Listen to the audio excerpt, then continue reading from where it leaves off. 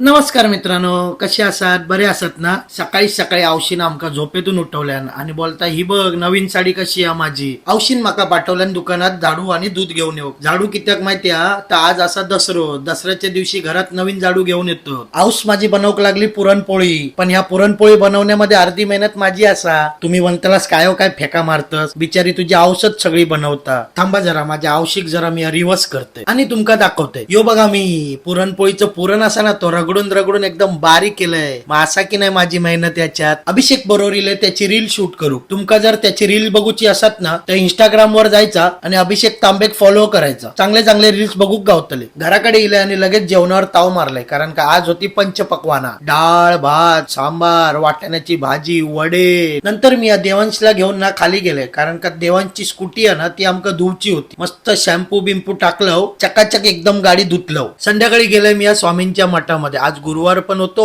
आणि दसरो पण होतो. म्हटलं स्वामींचं दर्शन करून येऊया. आमच्याकडे भुईगावला ना स्वामींचं मठ, भारी मठ एकदम. स्वामींचं दर्शन केलंय, लय बरा वाटलं. घरी इल्यावर सोना वाटूची सुरुवात मी या देवांश पासून केलंय. खाली इलय आणि बघते तर काय, सगळ्या लेडीज आमच्या जे असत बिल्डिंग मधले गरबा खेळत होते. तेवढ्यात दिलो मल्हार डॉन. आणि ही बघा आमची प्यारी परी हितांशी पण इलेली. माका काही गरबा खेळू येणार नाही, थोडेफार ठुमके मी आपण लावले. माझी हाऊस बघा काय नाचता, भारी एक नंबर. आमच्या बिल्डिंग मधली चिल्ली पिल्ली बघा कशी भारी नाचतात एकदम. आज पुरता एवढाच. भेटूया उद्याच्या ब्लॉग मध्ये. लाईक करा, शेअर करा, कमेंट करा, सबस्क्राईब करा.